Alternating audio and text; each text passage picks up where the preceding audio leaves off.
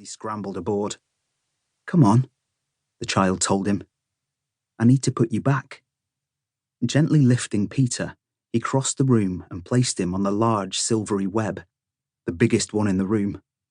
The child's fingertips tickled gently against the gossamer-thin strands as they bounced against the spider's weight, like a miniature trampoline. The boy was careful not to break the threads. "There you go. Oh, and by the way," he said, pointing to the web, "I caught you some dinner.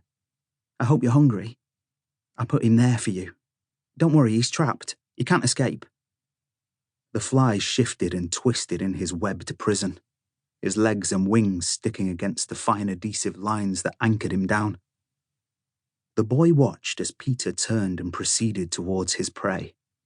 The spider climbed on top of the insect, and there was a sudden shift, an urgent movement as he bit into him.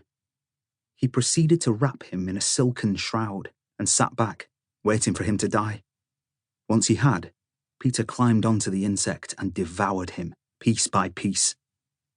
The boy smiled as his friend performed his special eating ritual. "Nice to see you again, Peter," he said, whispering down to the spider. "We've been waiting for you. It's good to have you home."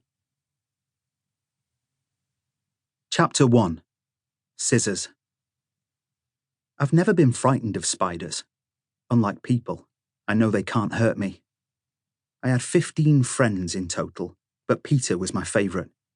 He loved to crawl up my arms and my legs. Sometimes when I was asleep, he'd try and tickle me by crawling up my shirt, but he found it hard to get underneath my jumper because it was always fitted so close to my body. I usually wore it when I got up out of bed, but if I was really cold, I'd wear it when I was asleep. My room was always freezing, even when it was bright outside. Sometimes I'd feel the warmth flooding in through the coal hole above my head. I'd lift up my hand, but I could never reach it properly. I was never quite tall enough.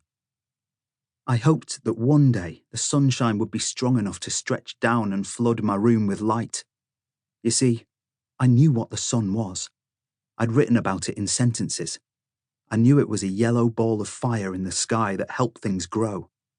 Up to that point, I'd never felt it against my face. Well, not properly. A few times I'd been lucky. It had shone down through the hole, casting a gridded, golden square against my mattress. Whenever that happened, I put both hands inside the square so that I could feel it. I'd leave them there as the sun soaked against my skin.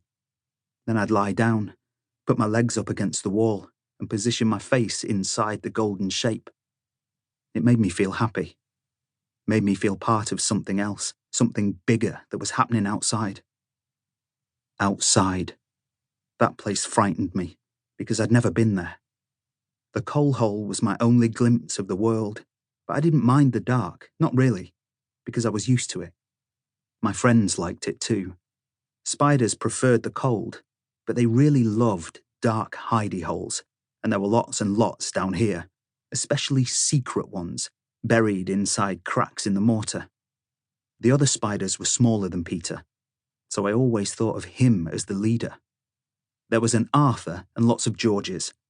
There was also an Albert, but I didn't like him very much. He loved to jump out at me. He thought he was clever, thought I couldn't see him, but I always knew he was there, watching and waiting. Albert tried to catch me out. That's why I named him after my father. Spider Albert would crouch deep inside the cracks, ready to pounce whenever I walked by.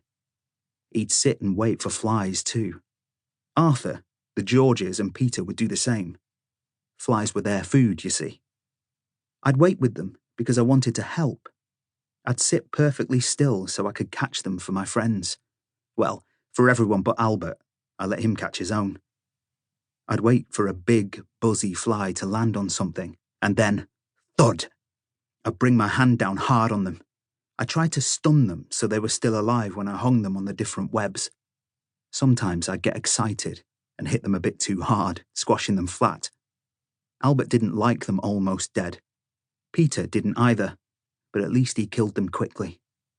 Albert was just like my father. He liked to chase and climb on top of them as they struggled. He liked to hurt them, but he wanted them